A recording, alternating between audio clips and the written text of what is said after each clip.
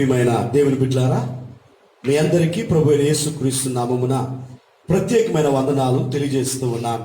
దేవుని యొక్క కృపను బట్టి, దేవుని యొక్క ప్రేమను బట్టి మరలా మిమ్మల్ని అందరినీ ఇలాగా చూడటం నాకెంతో సంతోషంగా ఉంది.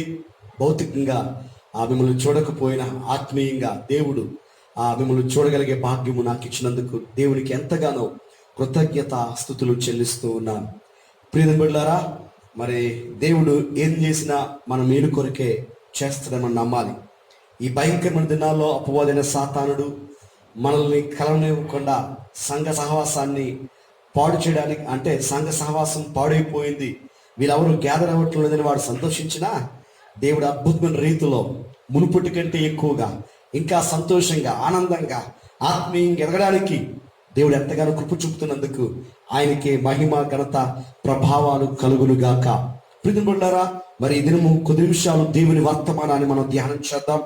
మార్కు సువార్త 16వ అధ్యాయము 9, 10, 11 వచనాలు చదువుకుందాం. మీరు కూడా బైబిల్ తెరవాలని ప్రభు పేరిట మనం చేసుకునిచున్నాం. మార్కు సువార్త 16వ అధ్యాయం 9, 10, 11 వచనాలు.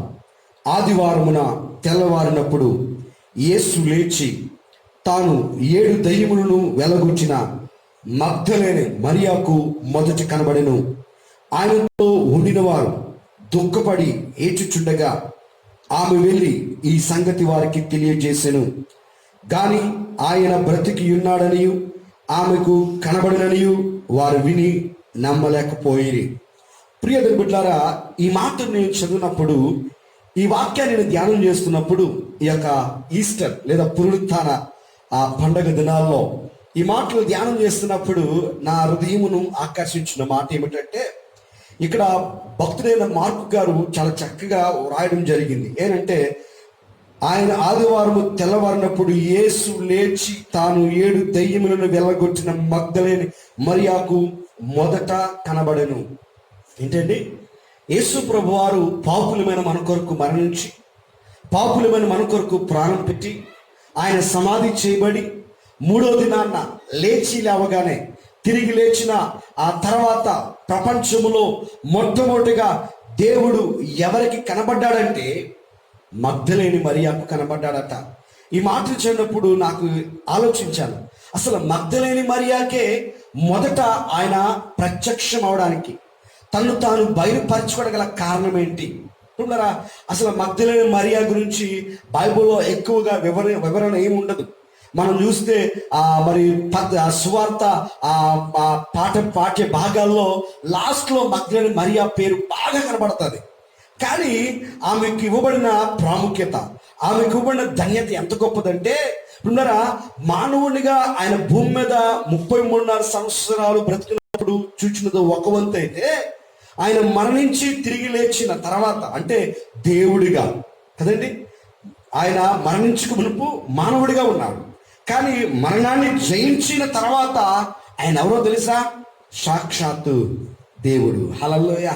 ఆ దైవత్వాన్ని, ఆ దేవుణ్ణి మొట్టమొదటిగా చూచి తన జీవితంలో ఆ ధన్యతను పొందుకున్న స్త్రీ ఎవరంటే మగ్దలేని మరియా. ఎంత గొప్ప అదృష్టం అండి! ఎంత గొప్ప భాగ్యం ఆమె పొందుకుంది, ఎంత గొప్ప ధన్యత ఆమె పొందుకుంది. నిజంగా ఆ మరణాన్ని గెలిచి తిరిగి లేచిన తర్వాత ఆ ప్రభువుని చూడడం ఫస్ట్ ప్లేస్ లో ఆమె ఉండడం అనేది నాకు చాలా సంతోషకరంగా ఉంది.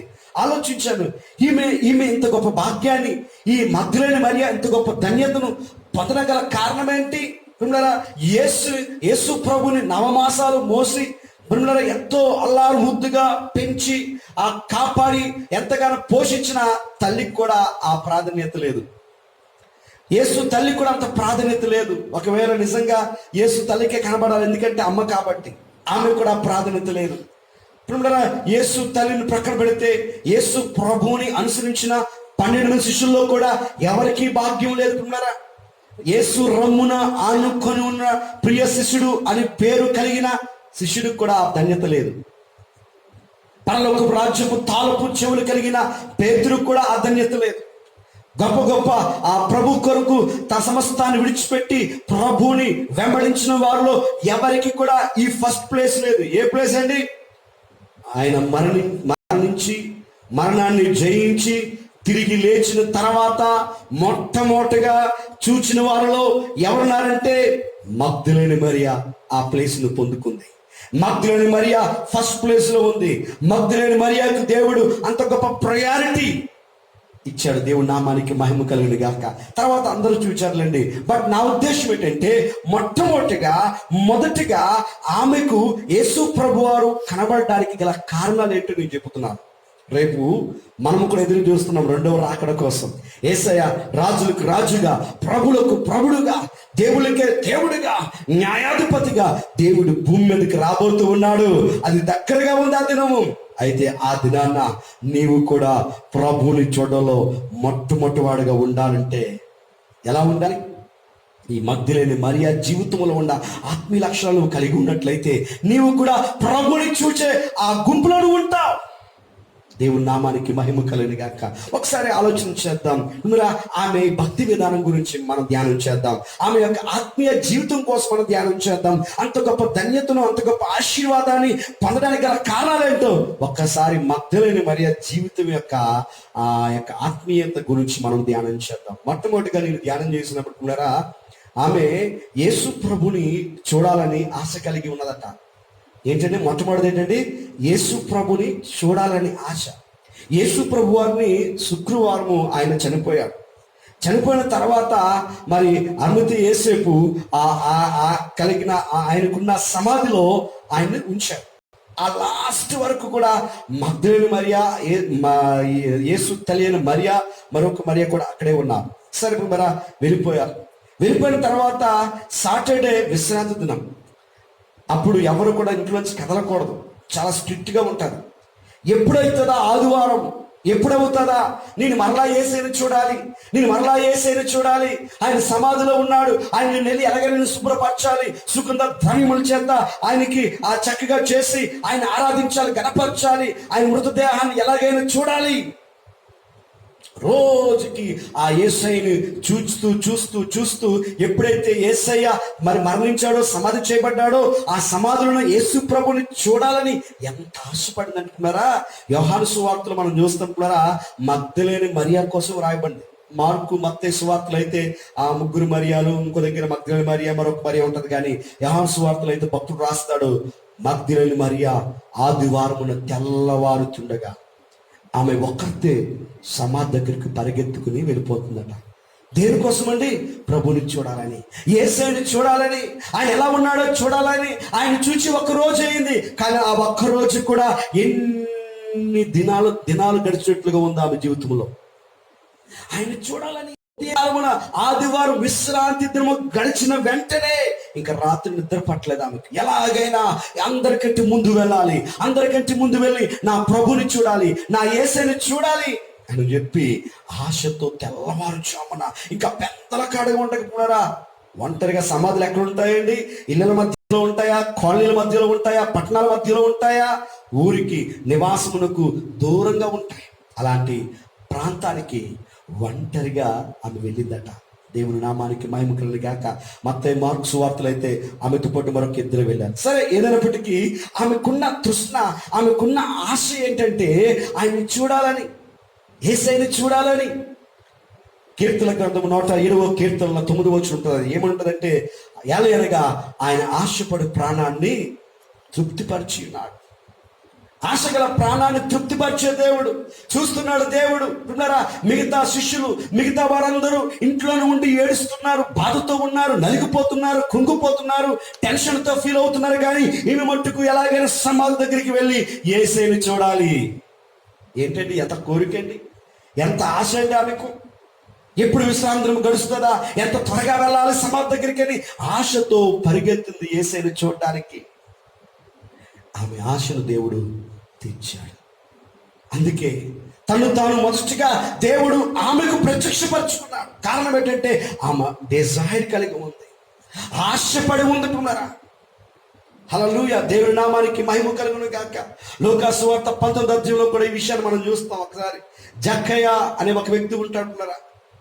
యేసట ఆయా పట్టణాలను సంచరిస్తూ ఎరుకో పట్టణం గుండా వెళుతున్నాడు అని విషయం తెలిసినప్పుడు పొట్టివాడైన జక్కయ్య, అమ్మో యేసయ్య ఎలా ఉంటాడు, ఆయన ఎవరు, ఎలాంటి వాడు అని చెప్పి చూడ్డానికి ఎంతో ఆశ కలిగి ఉన్నాడు, ఎంతో ఆశ కలిగి ఉన్నాడు. ఆయన వస్తుండగా పిల్లరా, ఆయన జక్కయ్య పొట్టివాడైనందున ఆయన ఏం చేయడం తెలుసండి, యేసయ్యని చూడడానికి, యేసయ్య యొక్క గొప్పతనాన్ని చూడడానికి, ఆయన ఎవరు, ఆయన ఎలాంటి వాడో చూడాలని ఆశతో ఏం చేయడం తెలుసా, అతడు చెట్టు ఎక్కాడట. హల్లెలూయా, చెట్టు ఎక్కాడు. ఈ విషయం ఎవరికి తెలియదు, ఆ చుట్టుపక్కల ప్రజలకు కూడా తెలియదు, ఎవరికి తెలియదు. బట్ అతనిలో ఉన్న కోరికను ఎవరు చూచారండి, యేసయ్య చూచాడు. ఆయన హృదయ అంతర్యాన్ని ఎరిగినవాడు, ఆయన హృదయ ఆశలు ఎరిగినవాడు, ఆయన హృదయ కోరికలు ఎరిగినవాడు, ఆయన హృదయ తలంపులను ఎరిగిన వాడు కూడా. అందరూ కూడా యేసయ్య వస్తూ ఉంటే అందరూ కూడా దగ్గర నుండి చూస్తే ఈ జక్కయ్య మట్టుకు చూడడానికి అవ్వక యేసయ్య వస్తున్నాడని ఎరిగి యేసు ప్రభు వారు ఆ త్రోవను వస్తున్నాడని ఎరిగి ఈ జక్కయ్య ఏం చేయడం తెలుసు పిల్లరా, ఒక మేడి చెట్టు ఎక్కినట్ట. కోరికుంటేనే క్రియలు ఉంటాయి. పరిగెత్తుకుని వెళ్ళి మేడి చెట్టు ఎక్కి యేసుని చూడడానికి రహస్యంగా చూస్తూ ఉంటే నా యేసయ్య ముందే తెలిసిపోయింది, నా కుమారుడు జక్కయ్య నన్ను చూడాలని ఆశతో మేడి చెట్టు ఎక్కాడని చెప్పి కరెక్ట్గా అక్కడికి వెళ్ళి, జక్కయ్య త్వరగా దిగు, ఇదిగో మేడి చెట్టు ఎందుకు ఎక్కో, ఇగో నేడు నీ ఇంటికి నేను రాబోతున్నానని చెప్పి దేవుడు జక్కయ్య ఆశలు తీర్చాడు. ప్రియమైన బిడ్డలారా, ఈరోజు నువ్వు ఎలాంటి ఆశలు కలిగి ఉన్నావు, ఈరోజు నువ్వు ఎలాంటి కోరికలు కలిగి ఉన్నావు. మగ్దలేన మరియ యేసయ్యను చూడాలని తెల్లవారుజామున సమాధి దగ్గరకు వెళ్ళింది. దేవుడు ఆమె ఆశలు తీర్చాడు. ఇంకెవ్వరు కూడా రాలేదండి. 12 మంది శిష్యుల్లో ఎవరు కూడా సమాధి దగ్గరికి రాలేదు. తర్వాత వచ్చారు. యేసు తల్లి కూడా సమాధి దగ్గరికి రాలేదు. ఇంకెవ్వరూ రాలేదు. కానీ మరి మగ్దలేన మరియ, అలాగే మరి యొక్క మరియా, సొలొమే, వీరు ముగ్గురు వెళ్ళారు. అందులో బాగా ఆశ కలిగిన స్త్రీ ఎవరంటే మగ్దలేన మరియా. ఆమె యేసు ప్రభుని మొట్టమొదటిగా చూడడానికి కారణం ఏమిటంటే ఆమె యేసయ్యని చూడాలనుకున్నది. కాబట్టి దేవుడు ఆమె ఆశను తీర్చాడు. జక్కయ్య ఆశను కూడా దేవుడు తీర్చాడు. ఈరోజు ప్రియమైన బిడ్డలారా, ఈ మాటలు వింటున్న నీవు ఎలాంటి ఆశ కలిగి ఉన్నావు ఆత్మీయంగా? కీర్తన 42వ కీర్తనలో మనం చూస్తాం ఈ మాట ఏంటంటే, దుప్పి నీటి వాగుల కొరకు ఆశపడినట్లుగా దేవా నా ప్రాణము నీ కొరకు ఆశపడుచున్నది. ఎలాంటి ఆశలు కలిగి ఉన్నాం? కొరహు పిల్లలు అంటారు, దుప్పి ఎలాగైతే నీటి వాగుల కొరకు ఆశపడుతుందో, దేవా నా ప్రాణము నీ కొరకు ఆశపడుచున్నది. ఆయన కొరకు ఎలాంటి ఆశ కలిగి ఉన్నాం? మన ఆశలు, మన కోరికలు ఎల్లవేళ ఇప్పుడు ఎలాంటివంటే లోకానుసారమైనవే. లోకం పైన కోరికలు తప్ప, శరీర కోరికలు తప్ప ఇంకా ఆత్మీయమైన కోరికలు లేని విశ్వాసులుగా నువ్వు బ్రతుకుచున్నావు. ఈ లాక్డౌన్ దేవుడికి ఎందుకు ఇచ్చాడో తెలుసా? ఇంట్లో ఉండమని నీకు ఎందుకు ఇచ్చాడో తెలుసా? నీ బ్రతుకును సరిదిద్దుకొని ఆత్మీయంగా చెక్కబెట్టుకోవడానికి. ఎందుకంటే ఏమైనా అంటే సాకు చెబుతున్నావు, నాకు ఖాళీ ఉంటాలేదండి, నేను ఉద్యోగానికి వెళ్ళిపోతున్నాను, ఉదయం వెళ్ళిపోయి సాయంత్రం కూర్చొని నాకు టైం ఉంటలేదు, చర్చికి రావడానికి టైం ఉంటలేదని ఇలా సాకులు చెబుతున్నా నీకు దేవుడు ఈ రోజు నీకు ఏమిచ్చాడంటే సమయాన్ని ఇచ్చాడు. ఇంకా నో మోర్ సాకులు లేవు. ఇంకా రకరకాలు చెప్పుకుని ఏదేదో నిన్ను సరిదిద్దుకుని లేదు. దేవుడికి సమయం ఇచ్చాడు నీ బ్రతుకును సరిదిద్దుకోవడానికి. చర్చికి రావాలని కోరుకుంది కానండి, నాకు ఉద్యోగాలు అవ్వటం లేదండి. పాటలు పాడాలనుకుని కోరుకుంది కానీ నేను బిజీ అయిపోవడం వల్ల చేయలేకపోతున్నానండి. రకరకాల సాకులు చెప్పుతూ ఇంతవరకు నీ ఆత్మీయ జీవితాన్ని పాడు చేసుకున్నావు. ఎక్కడి నుంచైనా సరే ఒక డిజైర్ కలిగి బ్రతుకు. ఈ లాక్డౌన్ లో నువ్వు ఒక మంచి తృష్ణ కలిగి బ్రతుకు. ఆత్మీయంగా బ్రతకాలని, ఆత్మీయంగా జీవించాలని, ఆత్మీయ వరాలు కలిగిన వాడుగా ఉండాలని, ఆత్మీయ అభిషేకం కలిగిన వాడుగా ఉండాలని, ఒక పౌలులాగా, ఒక అబ్రాహాము లాగా బ్రతకాలి. క్రీస్తుని ఆరాధించాలి. సరిదిద్దుకో. కొలస్సీయులకు రాసిన పత్రికలు ఏముంటుందండి? కొలస్సీయులకు రాసిన పత్రిక 3వ అధ్యాయం 1-2 వచనంలో, మీరు క్రీస్తుతో లేపబడిన వారైతే ఇదిగో పైన వాటిని వెదకడి, పైన వాటిపైన మనసు పెట్టుకునుడి అంటున్నాడు. దేనిపైన మనసు పెట్టుకున్నావో యవనస్తుడా, ఓ తల్లి, ఓ తండ్రి, దేనిపైన మీ మనసులు పెట్టుకున్నారు? ఏ లోకమైన వాటిని మరి సాధించాలని, సంపాదించాలని, ఏ లోకమైన వాటిని అనుభవించాలని ఆశతో బ్రతుకుతున్నావా? జాగ్రత్త, మోసపోతావు. వాటి వల్ల నీకు ఏ ప్రయోజనం దొరకదు. క్రీస్తు మీద ఆశ పెట్టుకుంటే, ఆయన చూడాలని ఆశ పెట్టుకుంటే, ఆత్మీయ వరాలు పొందుకోవాలని, ఆత్మీయ జీవితంలో బ్రతకాలని ఒకవేళ నువ్వు నిజంగా డిజైర్ కలిగి ఉండగలిగితే నేను చెబుతున్నాను, అవన్నీ నీ జీవితంలో నెరవేరుతాయి. పైన వాటి మీద మనసు పెట్టుకో. అంతలో కనబడి అంతలో మాయమయ్యే వాటిపైన మనసు ఎందుకు పెట్టుకుంటున్నావు? వాటిపైన ఎందుకు నువ్వు డిజైర్ పెట్టుకుంటున్నావు? చాలా మంది యవనస్తులు అందం పైన ఆశ పెట్టుకుంటున్నారు. జాగ్రత్త, అందము మోసకరం, సౌందర్యం వ్యర్థం. దేని చూసి నువ్వు ఆశ పెట్టుకున్నావు? దేనిపైన నువ్వు ఆశ కలిగి ఉన్నావు? ఓ యవనస్తులు జాగ్రత్త. దేవుడికి ఇచ్చిన అవకాశం, ఆయన అంత్య దినాలు దగ్గరలో ఉన్నాయి, దుర్దినాల్లో ఉన్నాం, ఆయన త్వరగా రాబోతూ ఉన్నాడు. దానికి ముందు దేవుడు నీకు సమయం ఇచ్చాడు నీ బ్రతుకును సరిదిద్దుకోవడానికి. ఈరోజు నువ్వు ఆత్మానుసారంగా బ్రతకాలని కోరిక కలిగి జీవిస్తావా? దావీదు భక్తుడు ఎన్నో మాటలు అంటాడు, ప్రభువా ఇదిగో నీ వాక్యం పై నేను ఆశ పెట్టుకున్నాను, నీ రక్షణ పై ఆశ పెట్టుకున్నాను, నీ కృప పై నేను ఆశ పెట్టుకున్నాను. What a great! నువ్వు దేనిపైన ఆశ పెట్టుకున్నావు? దేనిపైన డిజైర్ కలిగి ఉన్నావు?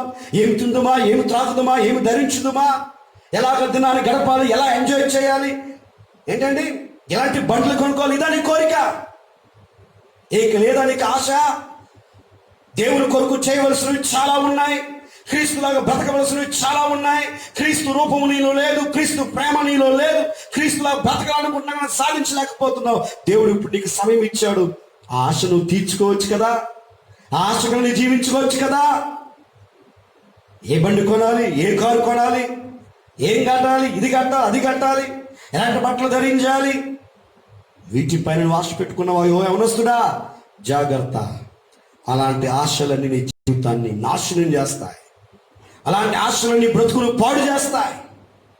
క్రీస్తు కొరకు కోరిక కలిగి ఉండు, దేవుని కొరకు ఆశ కలిగి ఉండు, ప్రభువులాగా బ్రతకాలని కోరిక కలిగి ఉండు, దేవుళ్ళ బ్రతకాలని ఆశ కలిగి ఉండు, నా యేసుని అనేక మందికి చూపించాలని ఆశ కలిగి ఉండు, నా యేసులాగా ప్రార్థించాలని ఆశ కలిగి ఉండు. ఆత్మీయ నేత్రాలు కావాలి ప్రభువా.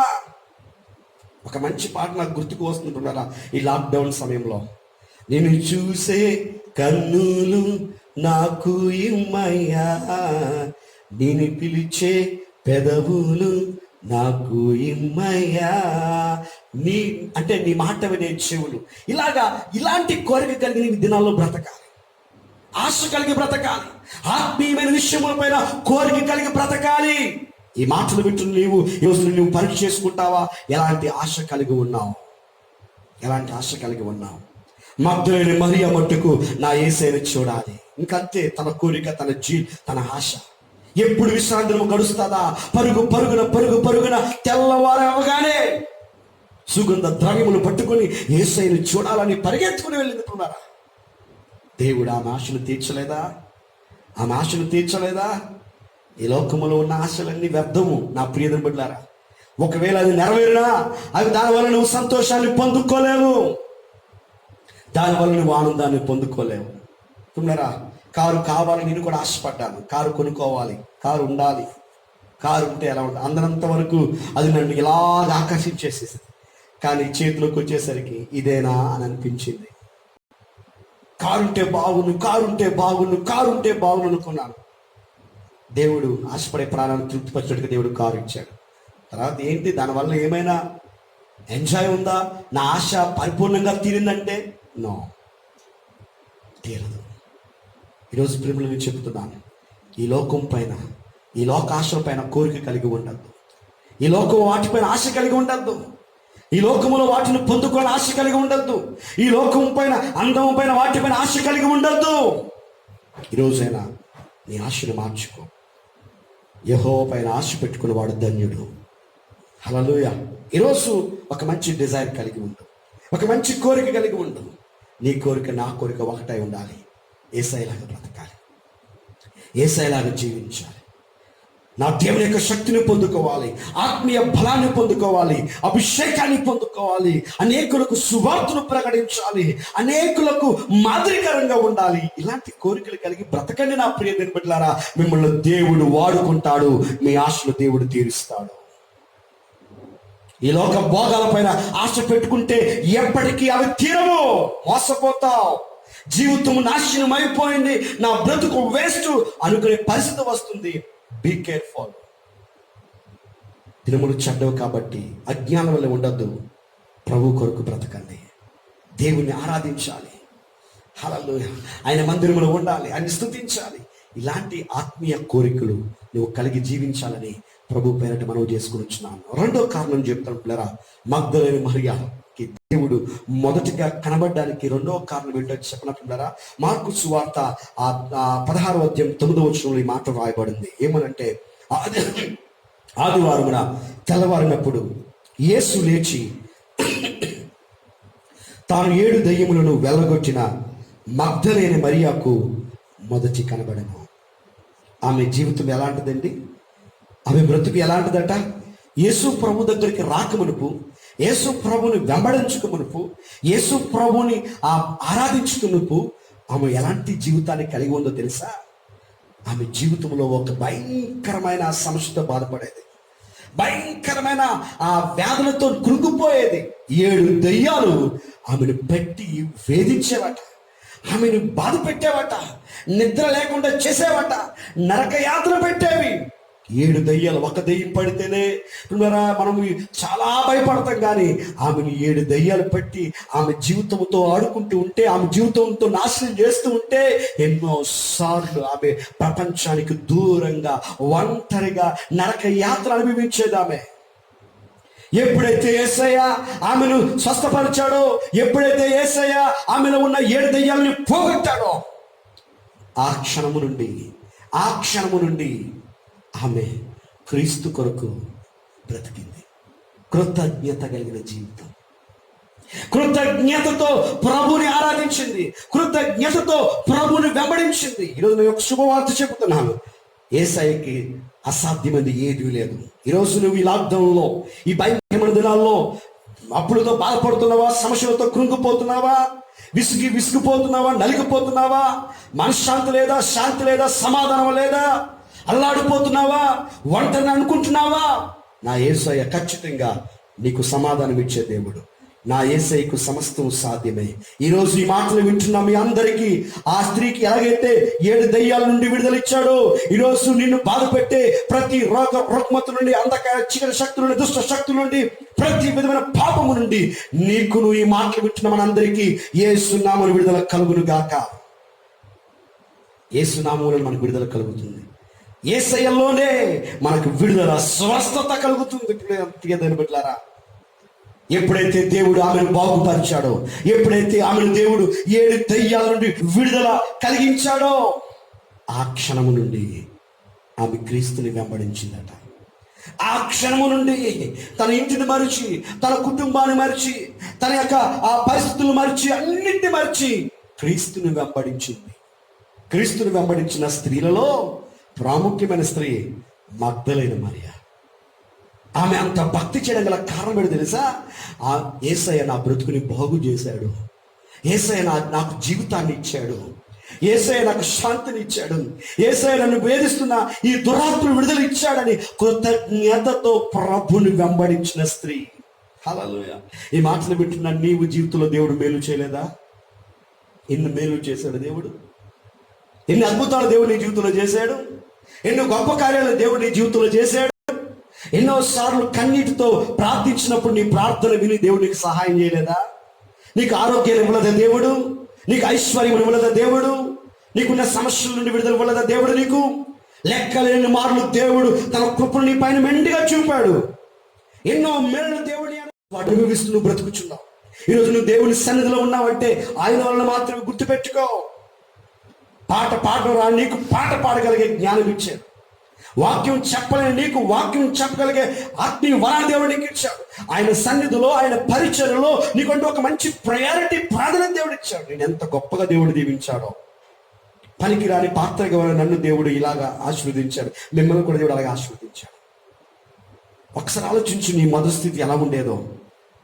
ఒకసారి ఆలోచించు నువ్వు ఎలా ఉండేవాడువో, ఎలాంటి పాపంలో కూరుకుపోయా ఒకసారి ఆలోచించు. అలాంటి పాప స్థితిలో నుండి దేవుడు ఈ రోజుని విడిపించి నీకు ఉన్నతమైన జీవితాన్ని ఇస్తే నువ్వు ఎలా బ్రతుకుతున్నావు, ఎలా జీవిస్తున్నావు? ఉద్యోగం లేని నీకు దేవుడు ఉద్యోగాన్ని ఇస్తే నువ్వు ఎలా ఆరాధన చేస్తున్నావు? ఉద్యోగం లేనప్పుడేమో ప్రభువా నాకు ఉద్యోగం ఇస్తే నీ కొరకు బ్రతుకుతానయ్యా, నీ కొరకు జీవిస్తానని చెప్పిన నీవు ఉద్యోగం వచ్చిన తర్వాత దేవునికి దూరం అయిపోతావా? దేవా నాకు ఈ కాల్లో నొప్పు తీసేస్తే నీకు కొరకు పరిగెత్తాను ప్రభు అని చెప్పిన నీకు దేవుడిని స్వస్థపరిచిన తర్వాత మూలలో కూర్చొని టీవీ చూసుకుంటూ లోకానుసారంగా ఎంజాయ్ చేస్తావా? ఆలోచించుకున్నారా? నీకున్న రోగం దేవుడిని విడిపించలేదా? నీకున్న బాధను దేవుడిని స్వస్థపరచలేదా? ఎన్ని మేలు దేవుడు చేశాడో ఒకసారి ఆలోచించు. మగ్దలేని మరియ జీవితంలో దేవుడిని ఒకే మేలు చేశాడు. ఆ ఒక్క మేలుకే ప్రభు కృతజ్ఞత కలిగి బ్రతికింది. కానీ నీ ఎడల నా ఎడల దేవుడి లెక్కలను మేలు చేస్తే ఈరోజు కనీసం కృతజ్ఞత దేవుని ఆరాధన చేస్తున్నావా? మగ్దలేని మరియ తన జీవితంలో వెనకకు అడుగు వేయలేదున్నారా? వెనకడుగు వేయలేదు. ఈ మాటలు వింటున్న యవనస్తులారా, ఎన్నిసార్లు వెనకడుగు వేస్తున్నారు? మళ్ళా విడిచిపెట్టిన పాత జీవితాన్ని కొనసాగించడానికి వెళుతున్నావే? ఒక్కసారి ఆలోచించు. నీ కొరకు ప్రాణం పెట్టి, నీ కోసం రక్తం కాచి, నీ కొరకు అనేకమైన శ్రమలు అనుభవించి, నీకున్న స్థాతును తొలగించి నేను ఎంతగా దీవించిన యేసే కొరకు బ్రతకలేవా? వెనకడుగు వేస్తున్నావు చాలాసార్లు. దేవునికి దూరం అయిపోవాలనుకుంటున్నావు, ఆయన ఆరాధనకు దూరం అయిపోవాలనుకుంటున్నావు, ఆయన సన్నిధికి దూరం అవ్వాలనుకుంటున్నావు. ఆలోచించు ప్రియదని బిడ్డలారా, మగ్దలేని మరియ తన ఆత్మీయ జీవితంలో మరలా వెనకకు చూడలేదు. ఒక్క మేలు చేస్తే దేవుడు ఆ మేలు కొరకే తన జీవితాన్ని దేవుడికి ఇచ్చింది. క్రీస్తు కొరకు బ్రతికింది. మరలా లోకం వైపు చూడలేదు, లోకాస్తుల వైపు చూడలేదు, లోకాశల వైపు చూడలేదు. క్రీస్తు కొరకు బ్రతికింది. లూకాసు వార్తలో ఈ మాటను మనం చూస్తున్నట్టున్నారా? లూకాసు వార్త 8వ అధ్యాయము 2-3 వచనంలో ఏముందో చూసారా? ఒకసారి తెరవండి బైబిల్స్ వాళ్ళందరూ కూడా. లూకాసు వార్త 8వ అధ్యాయము 2వ వచనం చదువుతున్నాను. 12 మంది శిష్యులను, అపవిత్రాత్మలను, వ్యాధులను పోగొట్టుబడిన కొందరు స్త్రీలను, అనగా 7 దయ్యములు వదిలిపోయిన మగ్దలేనే అనబడిన మరియయు, హేరోదు యొక్క గృహ నిర్వాహకుడకు కూజ భార్యకు యోహన్నయు, సూసన్నయు ఆయనతో కూడా ఉండిరి. వీరును ఇతరులను అనేకులను తమకు కలిగిన ఆస్తితో వారికి ఉపచారము చేయించు వచ్చిరి. ఇంకా ఒక పరిచారకురాలుగా మారిపోయింది. దేవుడు చేసిన మేలుకి ఆమె తన జీవితాన్ని ప్రభుకి ఎలాగించిందంటే ఒక పరిచారకురాలుగా మారిపోయింది. తనకున్న ఆస్తితో ప్రభుని వెంబడించిందట. హల్లెలూయా, హల్లెలూయా. ఈరోజు నువ్వు ఎలా బ్రతుకుచున్నావు? ఈ మాటలు వింటున్న దేవుడు నీతో మాట్లాడుతున్నాడు. నీ ఆశలు ఎన్నోసార్లు దేవుడు తీర్చాడు, ఎన్నోసార్లు నిన్ను స్వస్థపరిచాడు, ఉద్యోగం ఇచ్చాడు, ఆస్తిని ఇచ్చాడు, అప్పులు తీర్చాడు, ఆరోగ్యం ఇచ్చాడు, ఆనందాన్ని ఇచ్చాడు. ఎన్నెన్నో మేలు దేవుడు ఎన్నో చేశాడు. ఒకసారి ఆలోచించు. ఆయన చేసిన మేలు కృతజ్ఞతగా బతుకుచున్నావా?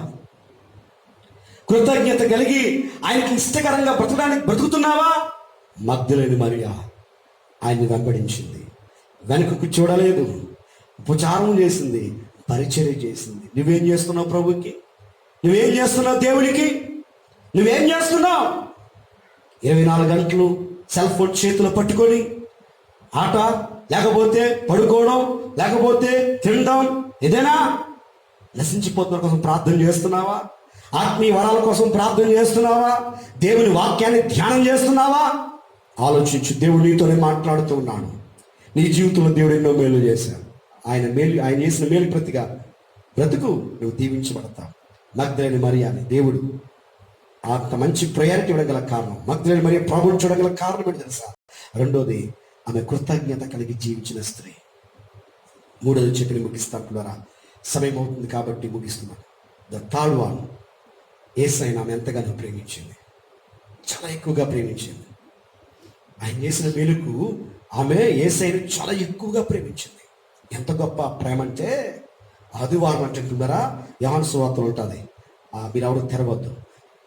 ఆమె సమాధి దగ్గరికి వెళ్ళేసరికట, సమాధి దగ్గర ఉన్న రాయట దొర్లింపబడేటట్టు చూచిందట.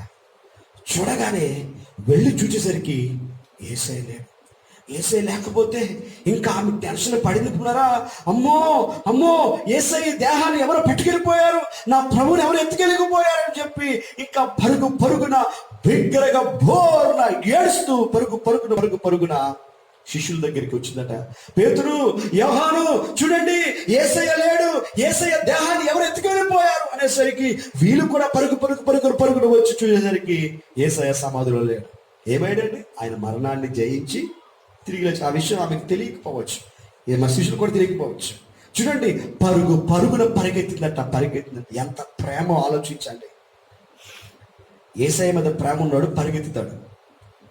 యేసయ్య మీద ప్రేమ ఉన్నాడు, పడుకుంటాడు. ఎంతకాలం అలా ఉండాలి? దేవుని మందిరం అన్నా, దేవుని ఆరాధించడానికి పరుగులు తీస్తాడు యేసయ్య మీద ప్రేమ కలిగిన వాడు. ఈ మాటలు వింటున్నవి ఏ రకమైన ప్రేమ కలిగి ఉన్న దేవుని ఎడల. తర్వాత కూడా ఆమె ఇంకా పేతురు, యోహాను వచ్చి చూసేసరికి వారు కూడా కంగారుతో అటు ఇటు పరిగెత్తుకు వెళ్ళిపోయారు. కానీ ఈ మరియ మట్టుకు ఆ సమాధి దగ్గర మాత్రమే ఉండిపోయి ఆమె ఏం చేస్తుంది? ఏడుస్తుందట. ప్రేమ ఉంటే ఏడుపు వస్తుంది కదా. నిజమైన ప్రేమ లేనప్పుడు ఆ ప్రేమ ఇంటూ బయలుపడుతుంది. ఆ మగ్దలేనే మరియ బోర్ను ఏడుస్తూ ఉంటే వెంటనే దేవదూతలు వచ్చి, అమ్మా ఎందుకు ఏడుస్తున్నావు? నువ్వు ఎందుకు ఏడుస్తున్నావు? ఈరోజు దేవుడు అదే ప్రశ్న అడుగుతున్నాడు. ఓ యవనస్తుడా, ఓ యవనస్తురాలా, ఓ ప్రియ తల్లి, ప్రియ తండ్రి, వై ఆర్ యు క్రైయింగ్? ఎందుకు మీరు ఏడుస్తున్నారు? మీరు చాలా మంది ఏడుస్తున్నారు. మీరు చాలా మంది కన్నీరు కారుస్తున్నారు. దేని కొరకు మీరు కన్నీరు కారుస్తున్నారు? అంతలో కనబడి అంతలో మాయమయ్యే వాటి కోసం కన్నీరు కారుస్తున్నారా? వాటి కోసం ఏడుస్తున్నారా? మీ అమూల్యమైన కన్నీరు వాటి కోసం కాదు మీరు కార్చేది, అనేక ఆత్మల కొరకు కార్చండి. ప్రభువులో పాపములో పడిపోయాను, మరలా బ్రతకాలి, మరలా దైవత్వాన్ని పొందుకోవాలి, మరలా అభిషేకాన్ని పొందుకోవాలి అని దానికోసం ఏడవండి. ప్రభు సన్నిధిలో అనేక ఆత్మల కోసం ఏడవండి. ప్రపంచం అంతా మరణాలతో మరి చనిపోతూ ఉంటే దానికోసం మీరు ఏడవండి. ఈరోజు చాలా మంది ఏడుస్తున్నారు. దేనికోసం నువ్వు కన్నీరు కారుస్తున్నావు? దేవుడు నువ్వు ఒకవేళ ఈ లోకమైన వాటి కోసం, అశాశ్వతమైన వాటి కోసం ఈ లోకములో సంతోషించలేడు. ఈ మగ్దలేనే మరియ ఎంతగానో యేసుని ప్రేమించింది కాబట్టి ఆ ప్రేమను తట్టుకోలేక ఏడుస్తుంది. దేనికోసం అంటే, నా యేసుని ఎవరు ఎత్తుకుని వెళ్ళిపోయారు, అయ్యో నా యేసుని ఎవరు ఎత్తుకుని వెళ్ళిపోయారు. దేవదూతలు అడుగుతున్నారు, అమ్మా ఎందుకు ఏడుస్తున్నావు అంటే ఆమె అంటుంది, అయ్యా నా ప్రభు, వాట్ ఏ గ్రేట్ వర్డ్, నా ప్రభు. ఇప్పుడేం చెప్పావా? నా యేసయ్య అని, నా ప్రభు అని, నా దేవుడు అని చెప్పావా? నువ్వు ఎలా చూడండి తెలుసా? నా ప్రభు అంటున్నా కానీ క్రియలలో లేదు, క్రియలలో లేదు. నా ప్రభువు కన్నా, నువ్వు చెప్పుకునే నీ ప్రభువు కన్నా, నీకన్నా ఎక్కువగా వారే నీకు కావాలి, వాళ్ళే నీకు కావాలి. దేవుడి కన్నా ఎక్కువగా వారే నీకు, దేవుడి కన్నా ఎక్కువగా వారే నీకు, దేవుడి కన్నా ఎక్కువగా వస్తువులే, దేవుడి కన్నా ఎక్కువగా ఈ లోకమే. పాట మట్టుకు నా ప్రభువు, నా యేసయ్య, నీవే కావాలి, నువ్వు లేకపోతే బ్రతకలేను. అబ్బో ఎన్ని పాటలు పాడతామో. క్షణమైన నువ్వు లేకపోతే బ్రతకలేనయ్యా. అబద్ధాలు, మోసపు పాటలు పాడుతున్నాం. ఈరోజు బ్రతుకుని మార్చుకుందాం. మగ్దలేనే మరియ అంటుంది దేవదూతతో, నా ప్రభువుని ఎవరు ఎత్తుకెళ్ళిపోయారండి, ఒకసారి ఇస్తారా నా ప్రభుని, నేను తీసుకుని పోతాను. ఏంటండి వాట్ ఏ గ్రేట్ లవ్. యేసుని ఎంతగా ప్రేమించింది. ఇవాళ ప్రేమిస్తున్నావు యేసయ్యని. నా ప్రభుని ఎవరు ఎత్తుకు వెళ్ళిపోయారు అని ఏడుస్తుంది.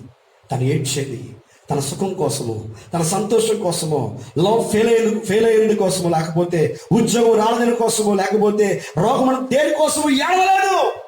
She is crying for God. దేవుని కొరకు ఏడుస్తుంది. వెంటనే యేసయ్య వచ్చాడట. అమ్మా ఎందుకు ఏడుస్తున్నావు? చూడండి యోహాను సువార్త 20వ అధ్యాయంలో ఈ మాట మీకు కనబడుతుంది. యోహాను సువార్త 20వ అధ్యాయం 14వ వచనం, 11వ వచనం నేను చదువుతున్నాను. వారు, అమ్మా ఎందుకు ఏడ్చున్నావని ఆమెను అడుగుగా, ఆమె నా ప్రభుని ఎవరో ఎత్తుకుని పోయారు, ఆయనను ఎక్కడ ఉంచారో నాకు తెలియలేదని చెప్పాను. ఆమె ఈ మాట చెప్పి వెనక తట్టు తిరిగి యేసు నిలుచుండట చూచిన గాని ఆయన యేసు అని గుర్తుపట్టలేదు. యేసు అడిగాడు, అమ్మా ఎందుకు ఏడ్చుచున్నావు, ఎవరిని వెతుకుచున్నావు ఆమెను అడగగా, ఆమె ఆయన తోటమాలి అనుకొని, అయ్యా నీవు ఆయనను మోసుకుని పోయినలా ఆయన నువ్వు ఎక్కడ ఉంచుతావు నాకు చెప్పము, నేను ఆయన ఎత్తుకుని పోతాను. ఎత్తుకుని తీసుకుని పోద్దట. ఎవరు ఎత్తుకుంటారండి? హల్లెలూయా. తల్లి చావు బ్రతుకుల మధ్య ఉంటే ఎవరు ఎత్తుకుంటారు? ప్రేమ కలిగిన వారే ఎత్తుకుంటారు. కొడుకుని కూతుని ఎవరు ఎత్తుకుంటారు? ప్రేమ కలిగిన వారే ఎత్తుకుంటారు. అంటుంది, ఆయన ఎక్కడ ఉంటే చెప్పు, నేను ఆయన ఎత్తుకుని పోతాను. ఎత్తుకుని పోగలదా ఆమె? ప్రేమ వెల్లడిపరుస్తుంది ఆమె. తర్వాత చూడండి, నాతో చెప్పు, నేను ఆయన ఎత్తుకుని పోదుని చెప్పు. యేసు ఆమెను చూచి మరియా ఆయన పిలిచాను. ఆమె ఆయన వైపు తిరిగి ఆయనను హెబ్రీ భాషలో రబ్బూని అని పిలిచాను. ఆ మాటకు బోధకుడా. దేవునికి స్తోత్రం కలిగిన గాక. హల్లెలూయా. వెంటనే ఆ విషయాన్ని చూచి మరియా ఇంకా కూర్చోలేకపోతున్నారు. పరుగున ఎలాగైనా ఈ శుభవచనాన్ని శిష్యులందరికీ చెప్పాలని చెప్పి పరుగున పరిగెత్తి శిష్యులకి ఈ మాట చెప్పింది. ఇలా నేను చెప్తున్నారా, యేసు ప్రభు తన్ను తాను మొదటిగా మరియాకి ఎందుకు కనపరుచుకున్నాడంటే, మగ్దలేనే మరియా యేసయ్యను చాలా ఎక్కువగా ప్రేమించింది. 12 మంది శిష్యులు కూడా ప్రేమించారు. బట్ అందరూ పారిపోయారు. గెత్సేమనే తోటలో ఒక్క శిష్యుడు మాత్రం నిలబడ్డాడు. మిగతా అందరూ పారిపోయారు. కానీ ఈ మట్టుకు సిలువ వేస్తున్నప్పుడు, ఆయన తీసుకుని వెళుతున్నప్పుడు ఆయన పక్కన నిలబడి ఏడ్చేది, కన్నీరు కార్చేది. ఆయన సిలువ వేసినంత వరకు, సమాధిలో పెట్టినంత వరకు, లాస్ట్ స్టేజ్ వరకు కూడా ఆమె యేసయ్య దగ్గరే ఉన్నది. అంతగా ప్రేమించింది. వెళ్ళాలని మనసు రాలేదు. అందరూ విడిచి వెళ్ళిపోయారు. కానీ మగ్దలేనే మరియ మట్టుకు యేసు ప్రభుని విడిచిపెట్టలేకపోయింది. కారణం ప్రేమ. మగ్దలేనే మరియ యేసయ్యని ఎంతగానో ప్రేమించింది. దేవుని నామానికి మహిమ కలుగునుగా. ఈరోజు ఈ మాటతో నేను అడుగుతున్నాను, యేసయ్యని ప్రేమిస్తున్నావా? ఏ రకమైన ప్రేమ కలిగి ఉన్నావు? మనిషిని ప్రేమిస్తున్నావా? యేసయ్యని ప్రేమిస్తున్నావా? అబ్బాయిని ప్రేమిస్తున్నావా? యేసయ్యని ప్రేమిస్తున్నావా? అమ్మాయిని ప్రేమిస్తున్నావా? యేసయ్యని ప్రేమిస్తున్నావా? నువ్వు నిజంగా యేసయ్యని ప్రేమించగలిగితే యేసయ్య కొరకు నువ్వు ఏదైనా చేయగలవు.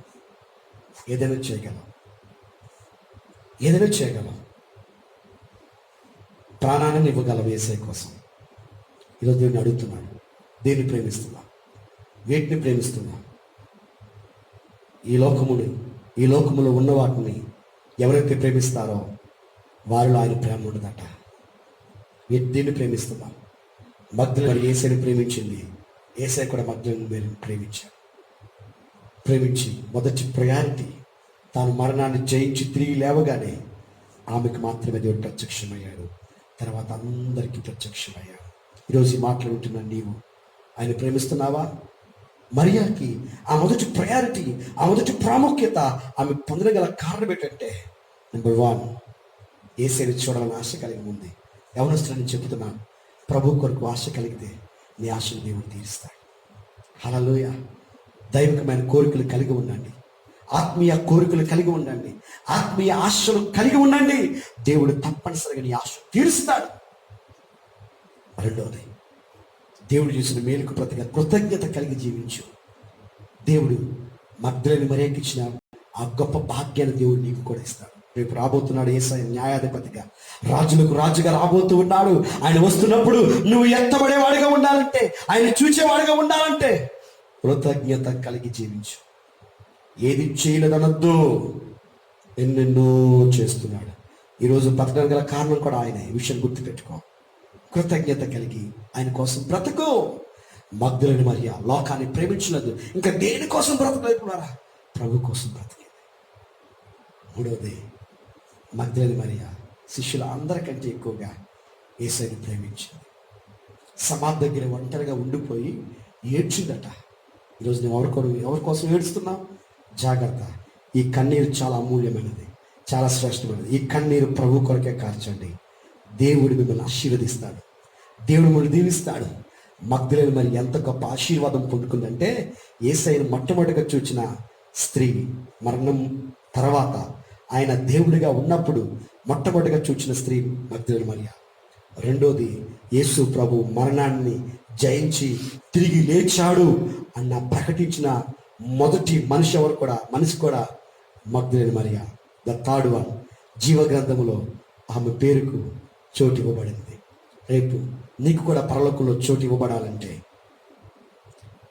నీ ఆత్మకు పరలోకంలో చోటు ఇవ్వబడాలంటే, నువ్వు పరలోకంలో ఉండాలంటే ఈ మగ్దలేని మరియ జీవితంలో ఉన్న ఆత్మీయ లక్షణాలు మీరు కలిగి ఉండండి.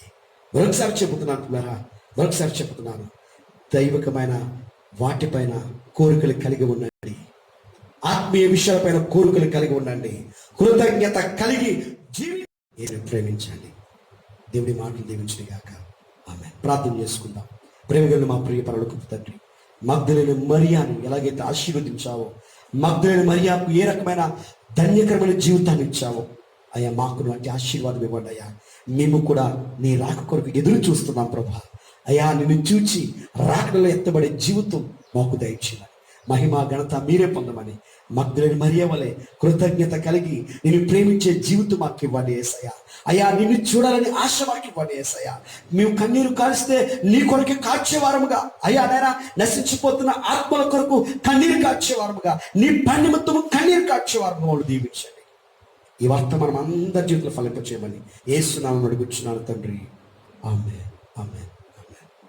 అందరికీ వందనాలు. దేవుడు బహుగా దీవించిన గాక, ఆశీర్వదించిన గాక. మరలా ఆదివారం ఉదయం కలుద్దాం. May God bless you.